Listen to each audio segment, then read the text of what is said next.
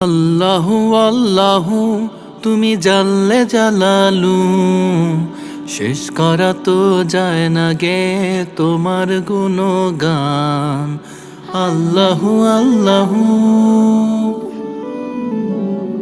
তুমি কাদের গাফফার, তুমি জলিল জব্বার, অনন্ত অসীম তুমি রহিম রহমান।